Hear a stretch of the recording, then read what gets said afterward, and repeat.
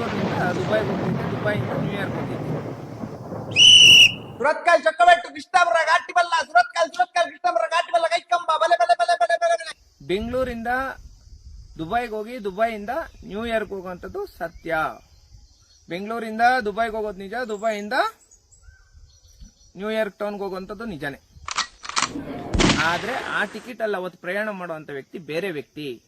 ಆ ವ್ಯಕ್ತಿ ಬಂದೀಗ, ಸರ್ ಸೌಜನ್ಯ ನ್ಯಾಯ ಸಿಗೋದಾದ್ರೆ ನಾನು ಮೇಲಿಗೆ ಅವತ್ತು ಕನ್ಫರ್ಮೇಶನ್ ಆಗಿದೆ, ಏನೋ ನಾನು ಟಿಕೆಟ್ ಬುಕ್ ಮಾಡಿರೋಂಥದ್ದು ನನ್ನ ಮೇಲೆ ಕನ್ಫರ್ಮೇಶನ್ ಟಿಕೆಟ್ ಐತೆ, ನನ್ನ ಹತ್ರ ಒರಿಜಿನಲ್ ಟಿಕೆಟ್ ಐತೆ, ಆ ಟಿಕೆಟ್ ಅಲ್ಲಿ ಪ್ರಯಾಣ ಮಾಡಿರೋಂಥದ್ದು ನಾನೇ.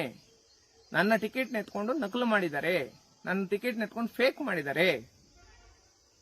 ಆ ಟಿಕೆಟ್ ಅಲ್ಲಿ ಅವತ್ತು ಪ್ರಯಾಣ ಮಾಡಿರೋಂಥ ವ್ಯಕ್ತಿ ನಾನೇ ಅಂತ ಹೇಳ್ಬಿಟ್ಟು ಈ ವಿಚಾರಕ್ಕೆ ಸಂಬಂಧಪಟ್ಟಂಗೆ ನಾನು ತನಿಖೆ ನಡೆಯುವಂತ ಸಂದರ್ಭದಲ್ಲಿ ನಾನೇ ಬಂದು ಒಪ್ಕೊಂತೀನಿ ಅಂತ ಹೇಳ್ಬಿಟ್ಟು ಹೇಳಿದ್ದಾರೆ.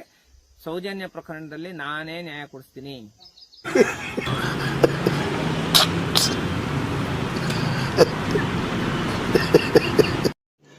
ರುಕೋ ಜರಾ ಸಬರ್ ಕರೋ. ಸಂದೇಶ್ ಅವ್ರ ಈ ಮಾತನ್ನ ಹೇಳಿಬಿಟ್ಟು 7-8 ತಿಂಗಳಾಯ್ತು. ಸಂದೇಶ್ ಅವ್ರ ಹತ್ರ ಏನ್ ಮಾಹಿತಿ ಇದೆ ನೀವು ಇದನ್ನ ತಗೊಂಡು ಬಂದು ಇವತ್ತು ಮಾಹಿತಿನ SAT ಅಧಿಕಾರಿಗಳಿಗೆ ಕೊಡಿ. ನಿಮ್ಮ ಹತ್ರ ಇದೆಲ್ಲ ದಾಖಲೆ ಇದೆ ಅಂತ ಹೇಳಿ ನೀವು ತೋರಿಸಿದವರು ನೀವು ಯಾಕೆ ಸುಮ್ಮನೆ ಆಗಿದ್ದೀರಾ? ಆ ವಿಡಿಯೋದಲ್ಲಿ ನೀವು ಇದನ್ನು ಹೇಳಿದ್ದೀರಾ, ಸೌಜನ್ಯ ಹೆಣ್ಣಿಗೆ ನ್ಯಾಯ ಕೊಡಿಸೋದು ನೀವೇ ಅಂತ. ಸೌಜನ್ಯ ಪ್ರಕರಣದಲ್ಲಿ ನಾನೇ ನ್ಯಾಯ ಕೊಡಿಸ್ತೀನಿ. ಮುಂಚೆ ಯಾವ ರೀತಿ ಮರ್ಯಾದೆ ಸಿಗ್ತಾ ಇತ್ತು ಅದು ನಿಮಗೆ ಸಿಗುತ್ತೆ. ನಿಮ್ದು ಮರ್ಯಾದೆನ ಉಳಿಸ್ಕೊಳ್ಳಿ. ಇಡೀ ಪ್ರಕರಣ ಏನಿತ್ತು, ಚಿನ್ನಯ್ಯ ಗೋಡೆ ತಂದಿದ್ದು, ಅದಾದ ನಂತರ ದಾಖಲಾಗಿದ್ದ ಪ್ರಕರಣ, ಇದನ್ನೇನೆ ಕ್ವಾಶ್ ಮಾಡಿಸುವ ಪ್ರಯತ್ನವನ್ನ ಇವರು ಮಾಡ್ತಿದ್ದಾರೆ ಅನ್ನೋ ಅನುಮಾನ ಕೂಡ ಪ್ರಾರಂಭ ಆಗಿದೆ. ಯಾವ ವಿಷಯದಲ್ಲಿ ನೋಡಿಕೊಂಡಿದ್ದರೋ ಆ ಪ್ರಕರಣವನ್ನು ರದ್ದು ಮಾಡಿ ಅಂತ ಕೋರ್ಟಿಗೆ ಬಂದಿದ್ದಾರೆ. ಈ ಕಾಮಣ್ಣನ ಗೂಂಡೆಗಳಿಗೆ ನಾಚಿಕೆ ಮಾನ ಮರ್ಯಾದೆ ಏನಾದ್ರು ಇದೆಯಾ?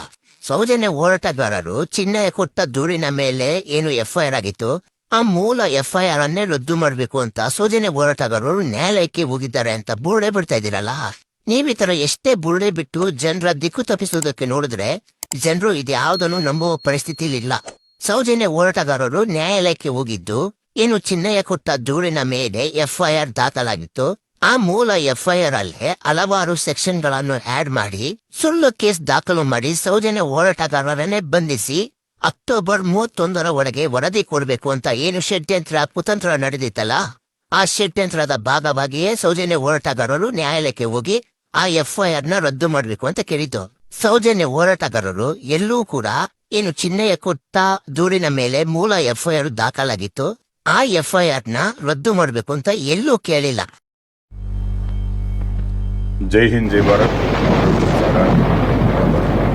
ಎಲ್ರಿಗೂ ನಮ್ಮ ಕನ್ನಡ. ಇವತ್ತು ಬಹಳ ಮುಖ್ಯವಾದ ವಿಚಾರದೊಂದಿಗೆ ನಮ್ಮ ಎಲ್ಲ ಸೌಜನ್ಯ ಪರ ಹೋರಾಟಗಾರರು ಬಹಳ ಸಂತೋಷವಾಗಿದ್ದಾರೆ.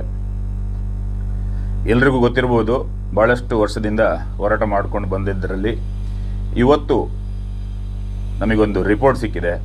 ಅದರಲ್ಲಿ ಎಷ್ಟು ಹೆಣನ ಇವರು ಸುಟ್ಟಾಕಿದ್ರು ಅನ್ನೋದಕ್ಕೆ ಮಾಹಿತಿ ಇವತ್ತಿಗೆ ಬಂದಿದೆ.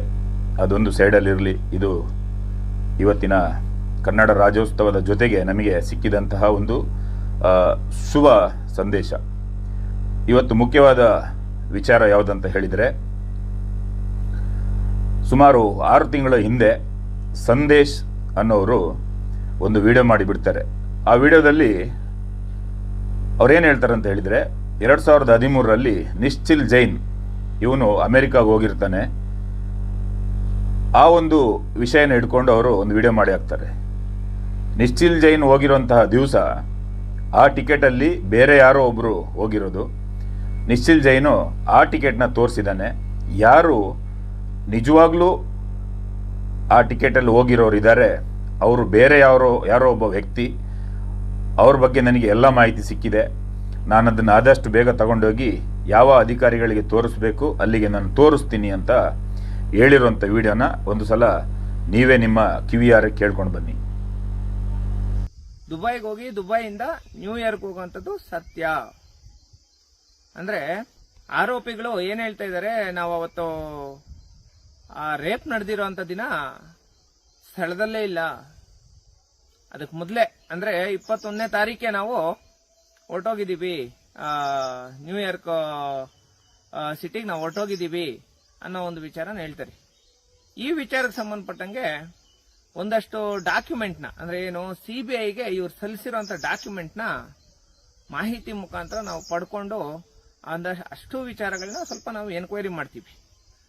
ಈ ಏನು 287 ಫ್ಲೈಟ್ EY 287 ಫ್ಲೈಟು ಬೆಂಗಳೂರಿಂದ ದುಬೈಗೆ ಹೋಗೋದು ನಿಜ, ದುಬೈಯಿಂದ ನ್ಯೂಯಾರ್ಕ್ ಟೌನ್ಗೆ ಹೋಗುವಂಥದ್ದು ನಿಜಾನೇ. ಮತ್ತೆ ಆ ಫ್ಲೈಟ್ ಟಿಕೆಟ್ ಅವ್ರು ಏನೇನು ತೋರಿಸ್ತಾ ಇದ್ದಾರೆ ಇದೆಲ್ಲ ಓಕೆ. ಹೆಂಗೆ ಇದು ಗುಡ್ ನ್ಯೂಸ್ ಅಂದ್ರೆ ಅವತ್ತು ಇವ್ರು ತೋರಿಸ್ತಾ ಇರೋಂತ ಅಂದ್ರೆ ಏನು ಇವರು ಏನೇನು ವಿಚಾರಗಳಲ್ಲಿ ಸಬ್ಮಿಟ್ ಮಾಡಿದಾರೋ ಇವರು ಡಾಕ್ಯುಮೆಂಟ್ ಅಂದ್ರೆ ಅವ್ರ ಟಿಕೆಟ್ ಆಗ್ಬೋದು, ಬೇರೆ ಬೇರೆ ಡಾಕ್ಯುಮೆಂಟ್ ಕ್ರಿಯೇಟ್ ಮಾಡ್ಕೊಂಡಿರೋ ಡಾಕ್ಯುಮೆಂಟ್ಗಳಾಗ್ಬೋದು, ಏನೇನು ಡಾಕ್ಯುಮೆಂಟ್ಗಳು ಸಬ್ಮಿಟ್ ಮಾಡಿದಾರೋ ಅದರಲ್ಲಿ ಇವರು ತೋರಿಸಿರುವಂತ ಟಿಕೆಟ್ ಅಲ್ಲಿ ಪ್ರಯಾಣ ಮಾಡಿರೋಂತ ವ್ಯಕ್ತಿ ಬೇರೆ. ಈಗ ನಿಶ್ಚಲ್ ಅನ್ನೋ ವ್ಯಕ್ತಿ ಕರ್ನಾಟಕದಲ್ಲಿ ಎಷ್ಟೋ ಜನ, ಜಾಸ್ತಿ ಜನ ನಿಶ್ಚಲ್ ಅನ್ನೋ ವ್ಯಕ್ತಿಗಳು ಪಾಪ ಜಾಸ್ತಿ ಜನ ಇದ್ದಾರೆ, 100 ಜನ ಇದ್ದಾರೆ, ಎಲ್ಲ ಒಳ್ಳೆಯವರೇ. ಯಾರೋ ಒಬ್ಬ ವೇಸ್ಟ್ ಫೆಲೋ ಬಗ್ಗೆ ನಾನು ಮಾತಾಡ್ತಾ ಇದ್ದೀನಿ. ಅದು ಅವ್ರನ್ನ ನಾನು ಅನ್ಕೊಳ್ಳಿ, ಯಾರನ್ನ ನಾನು ಅನ್ಕೊಳ್ಳಿ, ಅದ್ರ ಬಗ್ಗೆ ನನ್ಗೆ ಅವಶ್ಯಕತೆ ಇಲ್ಲ. ನಾನು ಇಂಥ ವ್ಯಕ್ತಿನೇ ಅಂತ ಹೇಳ್ಬಿಟ್ಟು ನಾನು ಹೇಳ್ತಾ ಇಲ್ಲ. ನಿಶ್ಚಲ್ ಅನ್ನೋ ವ್ಯಕ್ತಿ ನಾನೇ ಪ್ರಯಾಣ ಮಾಡಿದ್ದಿ ಟಿಕೆಟ್ ಅಲ್ಲಿ ಅಂತ ಹೇಳ್ಬಿಟ್ಟು ಏನ್ ಸಬ್ಮಿಟ್ ಮಾಡ್ತಾರೋ, ಆದ್ರೆ ಆ ಟಿಕೆಟ್ ಅಲ್ಲಿ ಅವತ್ತು ಪ್ರಯಾಣ ಮಾಡುವಂತ ವ್ಯಕ್ತಿ ಬೇರೆ ವ್ಯಕ್ತಿ. ಈ ವಿಡಿಯೋನ ನೀವೇ ಸರಿಯಾಗಿ ಕೇಳಿಸ್ಕೊಂಡಿದ್ದೀರಾ. ಇವಾಗ 13 ವರ್ಷದಿಂದ ನಡ್ಕೊಂಡು ಬಂದಂಥ ವಿಷಯ ಯಾವುದಂತ ಹೇಳಿದರೆ, ಸೌಜನ್ಯದು ಅತ್ಯಾಚಾರ ಮಾಡಿರೋದ್ರಲ್ಲಿ ಕೈವಾಡ ಯಾರ್ದು ಇದೆ ಅನ್ನೋದು ಮಾತ್ರ, ಅದು ಯಾರೇ ಆಗಿರ್ಬೋದು. ಆ ಒಂದು ವಿಚಾರದಲ್ಲಿ ನಿಶ್ಚಿಲ್ ಜೈನ್ ಇದ್ದಾನೆ ಅನ್ನೋದು ಎಲ್ಲ ಊರಿನವ್ರದ್ದು ಕೂಡ ಬಾಯಲ್ಲಿ ಮಾತಿತ್ತು.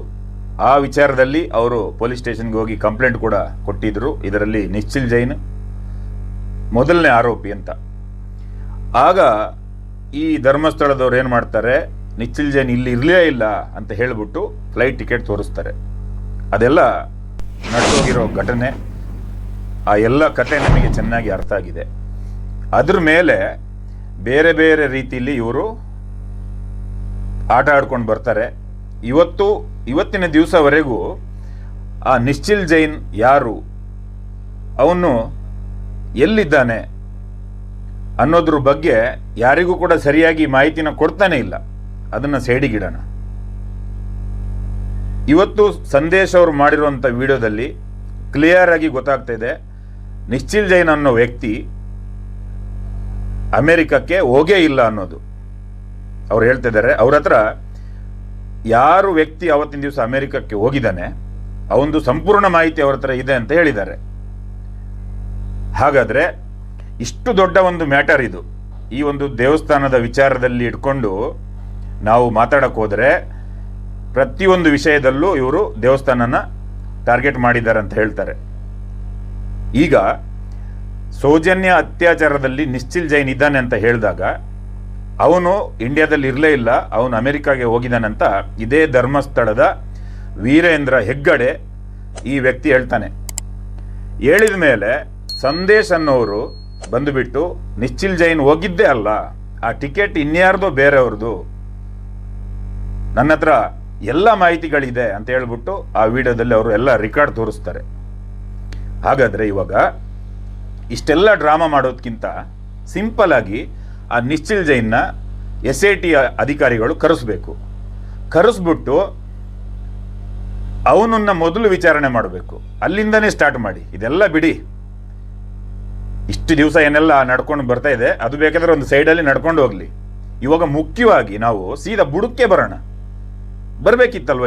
ಇಷ್ಟು ದಿವಸದಿಂದ ಸಂದೇಶ್ ಅವ್ರ ಈ ಮಾತನ್ನ ಹೇಳಿಬಿಟ್ಟು 7-8 ತಿಂಗಳಾಯಿತು. ಇಷ್ಟರವರೆಗೂ ಸಂದೇಶ್ ಅವ್ರನ್ನ ಯಾಕೆ ನೀವು SIT ಅವ್ರು ಕರೆಸಲಿಲ್ಲ? ಸಂದೇಶ್ ಅವರು ಯಾಕೆ ತಗೊಂಡೋಗಿ ಅದನ್ನ ಅಧಿಕಾರಿಗಳಿಗೆ ತೋರಿಸ್ಲಿಲ್ಲ? ಅವ್ರ ಹತ್ರ ಎಲ್ಲ ದಾಖಲೆ ಇದೆ. ಅವತ್ತಿನ ದಿವಸ ನಿಶ್ಚಿಲ್ ಜೈನ್ ಜಾಗದಲ್ಲಿ ಇನ್ಯಾರೋ ಹೋಗಿರೋದು ಅನ್ನೋದ್ರ ಬಗ್ಗೆನೂ ಅವ್ರ ಹತ್ರ ಮಾಹಿತಿ ಇದೆ ಅಂತ ಹೇಳಿದ ಮೇಲೆ ಕ್ಲಿಯರ್ ಆಗಿ ಅವ್ರು ಬಂದು ಅದನ್ನ SIT ಅಧಿಕಾರಿಗಳಿಗೆ ಒಪ್ಪಿಸ್ಬೇಕು. ಅಲ್ಲಿ ಕ್ಲಿಯರ್ ಆಗಿ ಗೊತ್ತಾಗುತ್ತೆ ಸೌಜನ್ಯದ ಅತ್ಯಾಚಾರದಲ್ಲಿ ನಿಶ್ಚಿಲ್ ಜೈನ್ ಇದಾನ ಇಲ್ವಾ ಅಂತ. ಇದರಲ್ಲಿ ಯಾರು ಸುಳ್ಳು ಹೇಳಿದ್ದಾರೆ, ಯಾರು ಸುಳ್ಳನ್ನ ಮುಚ್ಚಾಕಿದ್ದಾರೆ ಅನ್ನೋದು ಕೂಡ ಹೊರಗೆ ಬರಬಹುದು. ಸತ್ಯ ಏನು ಅನ್ನೋದು ಎಲ್ರಿಗೂ ಗೊತ್ತಾಗಬಹುದು. ದಯವಿಟ್ಟು ಸಂದೇಶ್ ಅವ್ರ ಹತ್ರ ಏನು ಮಾಹಿತಿ ಇದೆ ನೀವು ಇದನ್ನು ತಗೊಂಡು ಬಂದು ಇವತ್ತು ಮಾಹಿತಿನ SIT ಅಧಿಕಾರಿಗಳಿಗೆ ಕೊಡಿ. ಸಿಂಪಲ್, ಅಲ್ಲಿಂದ ಸ್ವಲ್ಪ ಸ್ಟಾರ್ಟ್ ಆಗಲಿ. ನಿಶ್ಚಿಲ್ ಜೈನ್ ಯಾರಿದ್ದಾನೆ ಅವನನ್ನು ಕರೆಸಿ. ಅವತ್ತಿನ ದಿವಸ ಅಕಸ್ಮಾತ್ ನಿಶ್ಚಿಲ್ ಜೈನ್ ಇನ್ಯಾರ್ದೋ ಫ್ಲೈಟ್ ಟಿಕೆಟ್ನ ತೋರಿಸ್ತಾ ಇದ್ದಾನೆ ಅನ್ನೋದಾದರೆ, ಅದು ಸತ್ಯನೇ ಅನ್ನೋದಾದರೆ, ಸೌಜನ್ಯಳ ಅತ್ಯಾಚಾರದಲ್ಲಿ ಇವ್ರದ್ದು ಕೈವಾಡ 100% ಇದೆ ಅನ್ನೋದು ಸತ್ಯವಾಗುತ್ತೆ. ಅವನ್ನ ರಕ್ಷಣೆ ಮಾಡೋಕ್ಕೆ ಧರ್ಮಸ್ಥಳದವರು ಏನೆಲ್ಲ ಕೈವಾಡ ಮಾಡಿದ್ದಾರೆ ಅದೆಲ್ಲ ಸಿಂಪಲ್ ಆಗಿ ಹೊರಗೆ ಬರುತ್ತೆ. ಇಷ್ಟು ಯಾಕೆ ಎಳಿತಾ ಇದ್ದೀರಾ? ಧಾರಾವಾಹಿ ಥರ ಪ್ರತಿ ದಿವಸ ನೋಡಿದ್ದನ್ನೇ ನೋಡೋದು, ಒಂದು ಸಲ ಹಿಂಗೆ ತಿರುಗಿದ್ರೆ ಅದನ್ನು 10 ಸಲ ತೋರಿಸೋದು, ಅದನ್ನು ಯಾಕೆ ಮಾಡ್ತಾ ಇದ್ದೀರಾ?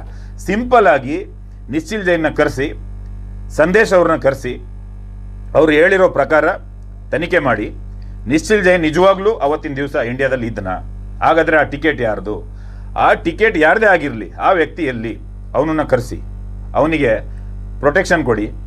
ಸಂದೇಶ್ ಅವ್ರನ್ನೂ ಕೂಡ ಜಾಗ್ರತೆಯಲ್ಲಿ ಕರೆಸಿ. ಇಷ್ಟು ದೊಡ್ಡ ಹೋರಾಟ ಮಾಡ್ಕೊಂಡು ಬಂದಂಥವ್ರದ್ದು ತುಂಬ ಹೆಸರಿದೆ ಸಂದೇಶ್ ಅವ್ರದ್ದು. ಅವ್ರು ವಿಡಿಯೋ ಮಾಡಿ ಬಿಟ್ಟಾಗ ನಾನು ಆ ವಿಡಿಯೋನ ನೋಡಿ ನನಗೂ ಭಾಳ ಸಂತೋಷ ಆಗಿತ್ತು. ನಾನು ಇಷ್ಟು ದಿವಸ ಸುಮ್ಮನೆ ಇದ್ದೆ. ಯಾಕಂತ ಹೇಳಿದರೆ ಇವತ್ತು ಬರ್ಬೋದು, ನಾಳೆ ಹೋಗ್ಬಿಟ್ಟು ಅವ್ರು SIT ಅವ್ರಿಗೆ ಕೊಡ್ಬೋದು ಇದ್ರ ಬಗ್ಗೆ ಅಂತ ನಾನು ಕಾದೆ. ಯಾವುದೇ ವಿಚಾರದಲ್ಲಿ ಸಂದೇಶ್ ಅವರು ಆ ವಿಷಯನ ಎತ್ತಿ ಮತ್ತೆ ಮಾತಾಡಲಿಲ್ಲ. ನಿಮ್ಮ ಹತ್ರ ಇದೆಲ್ಲ ದಾಖಲೆ ಇದೆ ಅಂತೇಳಿ ನೀವು ತೋರಿಸಿದವರು ನೀವು ಯಾಕೆ ಸುಮ್ಮನೆ ಆಗಿದ್ದೀರಾ? ಇವತ್ತಿನ ದಿವಸ ಮಹೇಶ್ ಶೆಟ್ಟಿ ತಿಮ್ಮರೋಡಿ ಅವ್ರ ಮೇಲೆ ಸುಮಾರು ಕೇಸ್ಗಳಾಯಿತು. ಅವ್ರನ್ನ ಅರೆಸ್ಟ್ ಮಾಡ್ತಾರೆ, ಗಡೀಪಾರು ಮಾಡೋವಂಥದ್ದು ಕೂಡ ಬರುತ್ತೆ. ಗಿರೀಶ್ ಮಟ್ಟಣ್ಣ ಅವ್ರ ಬಗ್ಗೆ ಇನ್ನಷ್ಟು ಬೇರೆ ಬೇರೆ ರೀತಿಯಲ್ಲಿ ಸುಳ್ಳು ಕೇಸ್ಗಳನ್ನ ಹಾಕ್ತಾರೆ. ಆಮೇಲೆ ಅವ್ರ ವಿರುದ್ಧ ಕೂಡ ಕೆಲವರು ಇವಾಗ ಮಾತಾಡೋಕ್ಕೆ ಬೇರೆ ಸ್ಟಾರ್ಟ್ ಮಾಡಿದರು. ಹಾಗಾಗಿ ಇಷ್ಟೆಲ್ಲ ನಡೀತಾ ಇರುವಾಗ ಸಂದೇಶ್ ಅವ್ರ ಕೈಯಲ್ಲಿ ನಿಶ್ಚಿಲ್ ಜೈನು ಅಮೆರಿಕಕ್ಕೆ ಹೋಗೇ ಇಲ್ಲ, ಹೋಗಿರೋದು ಇನ್ಯಾರೋ ಬೇರೆಯವರು ಅಂತ ನಿಮ್ಮ ಹತ್ರ ಎಲ್ಲ ದಾಖಲೆ ಇದೆ ಅಂತ ಹೇಳಿದ್ಮೇಲೆ ನೀವು ಅದನ್ನು ದಯವಿಟ್ಟು ತಂದುಕೊಡಿ. ಅದು ಬಹಳ ಮುಖ್ಯವಾದದ್ದು. ಆ ವಿಡಿಯೋದಲ್ಲಿ ನೀವು ಇದನ್ನು ಹೇಳಿದ್ದೀರಾ, ಸೌಜನ್ಯ ಹೆಣ್ಣಿಗೆ ನ್ಯಾಯ ಕೊಡಿಸೋದು ನೀವೇ ಅಂತ. ನೀವು ಇಷ್ಟು ಹೇಳ್ದವರು ಇಷ್ಟು ತಿಂಗಳು ಸುಮ್ಮನೆ ಹಾಕಿದ್ದೀರಾ? ಇದು ನಂದು ಪ್ರಶ್ನೆ. ಹಾಗಾಗಿ ದಯವಿಟ್ಟು ಸಂದೇಶ್ ಅವರು ಏನು ಹೇಳಿದ್ದಾರೆ ಇದ್ರ ಮೇಲೆ ಧರ್ಮಸ್ಥಳದವ್ರು ಯಾರು ಕೂಡ ಅದ್ರ ಮೇಲೆ ಏನು ಕೇಸ್ ಮಾಡಲಿಲ್ವಲ್ಲ. ಈಗ ನಿಶ್ಚಿಲ್ ಜೈನ್ ಹೋಗಿದ್ದೇ ಅಲ್ಲ ಅಂತ ಹೇಳಿದಾಗ ಹೆಸರು ಯಾರ್ದು ಹಾಳಾಗೋದು? ವೀರೇಂದ್ರ ಹೆಗ್ಗಡೆದು. ವೀರೇಂದ್ರ ಹೆಗ್ಗಡೆ ಯಾಕೆ ಕೇಸ್ ಕೊಡಲಿಲ್ಲ? ಅವನು ಹರ್ಷೇಂದ್ರ ಕುಮಾರ್ ಯಾಕೆ ಹೋಗ್ಬಿಟ್ಟು ಒಂದು ಕೇಸ್ ಹಾಕಲಿಲ್ಲ ಸಂದೇಶ್ ಮೇಲೆ? ಕೇಸ್ ಹಾಕ್ಬೇಕು ತಾನೆ. ಈ ಥರ ಹೇಳಿದ ಮೇಲೆ ನಮ್ಮ ಮೇಲೆ ಸುಮ್ಮನೆ ಅಪವಾದನ ಹೇಳಿದ್ದಾರೆ, ಎಲ್ಲ ದಾಖಲೆನ ತೋರಿಸ್ತೀನಿ ಅಂತ ಬೇರೆ ಹೇಳಿದ್ದಾರೆ ಅಂತ ಹೇಳಿದ ಮೇಲೆ ಅವ್ರ ಮೇಲೆ ಒಂದು ಕೇಸ್ ಹಾಕ್ಸ್ಬಿಟ್ಟು ಅವ್ರನ್ನ ಕರೆಸಿ ಇಂಕ್ವೈರಿ ಮಾಡಿ ತನಿಖೆ ಮಾಡಿ. ಯಾಕೆ ಸುಮ್ಮನೆ ಇದ್ದೀರಾ? ನೀವು ಎಲ್ಲ ವಿಚಾರದಲ್ಲೂ ಕಂಪ್ಲೇಂಟ್ ಮಾಡೋರು, ಇದು ಭಾಳ ಮುಖ್ಯವಾದ ವಿಚಾರ. ಟುಸ್ ಮಾತಿಗೆಲ್ಲ ನೀವು ಕೇಸ್ ಕೊಡ್ತೀರಲ್ವಾ, ಇದು ಕೊಡ್ರಿ, ಎಲ್ಲ ಬಂಡವಾಳ ಹೊರಗೆ ಬರುತ್ತೆ. ಸಂದೇಶ್ ಮೇಲೆ ಒಂದು FIR ಮಾಡಿ ಅವ್ರನ್ನ ಅಲ್ಲಿ ಕರೆಸಿ ಇಂಕ್ವೈರಿ ಮಾಡಿ ನಿಶ್ಚಿಲ್ ಜೈನ್ ಅಮೆರಿಕಕ್ಕೆ ಹೋಗಿದ್ದಾನ ಇಲ್ವಾ ಇದ್ರದ್ದು ಸಂಪೂರ್ಣ ಮಾಹಿತಿ ಸಂದೇಶ್ ಅವ್ರ ಹತ್ರ ಇದೆ. ಅದು ಒಂದು ಸಿಕ್ಬಿಟ್ರೆ ಅತ್ಯಾಚಾರ ಮಾಡಿದವ್ರು ಯಾರಂತ ಸಿಕ್ಕಿದ್ರಲ್ವಾ, ಯಾಕೆ ಇಷ್ಟು ಹೋರಾಟ ಮಾಡಬೇಕು? ಯಾಕೆ ಇಷ್ಟು ನೀವು ಡ್ರಾಮಾ ಮಾಡಬೇಕು? ಸಿಂಪಲ್ ಅದನ್ನು ಮಾಡಿ ಮುಗಿಸ್ಬಿಡಿ, ಅಲ್ಲಿ ಕತೆ ಮುಕ್ತಾಯ. ಏನು ಹೇಳ್ತೀರ ನೀವೆಲ್ಲ? ಪ್ರತಿಯೊಬ್ಬರ ಅಭಿಪ್ರಾಯನ ಇದಕ್ಕೆ ಹಾಕಿ ಆದಷ್ಟು ವಿಡಿಯೋನ ಶೇರ್ ಮಾಡಿ. ಮೊದಲು ವೀರೇಂದ್ರ ಹೆಗ್ಗಡೆಗೆ ಶೇರ್ ಮಾಡಿ. ಯಾಕಂತ ಹೇಳಿದರೆ ಇದರಲ್ಲಿ ಬಹಳ ಮುಖ್ಯವಾದ ಪಾತ್ರ ವೀರೇಂದ್ರ ಹೆಗ್ಗಡೆದು. ಯಾಕಂದರೆ ನಿಮ್ಮ ಮನೆ ಹುಡುಗನ ಮೇಲೆ ಅಪವಾದ ಮಾಡಿರೋದು ಸಂದೇಶ್ ಅವರು. ಏನಂತ ಹೇಳಿದರೆ ನಿಶ್ಚಿಲ್ ಜೈನ್ ಹೋಗಿದ್ದೇ ಅಲ್ಲ, ಆ ಟಿಕೆಟ್ ಇನ್ಯಾರ್ದು ಅಂತ ಹೇಳಿದ್ದಾರೆ. ಆ ವಿಡಿಯೋ ಇಲ್ಲಿದೆ. ಅದ್ರ ಮೇಲೆ ಅದರದ್ದೆಲ್ಲ ಅಪವಾದ ನಿಮ್ಮ ತಲೆ ಮೇಲೆ ಬರುತ್ತೆ. ಹಾಗಾಗಿ ನೀವು ಮೊದಲು ಹೋಗ್ಬಿಟ್ಟು ಸಂದೇಶ್ ಮೇಲೆ ಒಂದು FIR ಮಾಡಿ, ಎಲ್ಲ ಕ್ಲಿಯರ್ ಆಗುತ್ತೆ. ನಿಮ್ಮ ದೇವಸ್ಥಾನದ ಮೇಲೆ ಯಾವುದೇ ಷಡ್ಯಂತ್ರನೂ ಬರಲ್ಲ, ನಿಮ್ಮನ್ನು ಯಾರೂ ಕೂಡ ಬಾರ ಹೋಗ ಅಂತಲೂ ಕರೆಯಲ್ಲ. ನಿಮಗೆ ಮರ್ಯಾದೆ ಕೊಟ್ಟು ಮುಂಚೆ ಯಾವ ರೀತಿ ಮರ್ಯಾದೆ ಸಿಗ್ತಾ ಇತ್ತು ಅದು ನಿಮಗೆ ಸಿಗುತ್ತೆ. ನಿಮ್ಮದು ಮರ್ಯಾದೆನ ಉಳಿಸ್ಕೊಳ್ಳಿ. ಜೈ ಹಿಂದ್, ಜೈ ಭಾರತ್. ನಾನು ನಿಮ್ಮ ಅಣ್ಣ ಬಾಂಡ್. ಪ್ರತಿಯೊಬ್ಬರಿಗೂ ಕೂಡ ವಿಡಿಯೋನ ಶೇರ್ ಮಾಡಿ. ಭಾಳ ಮುಖ್ಯವಾದ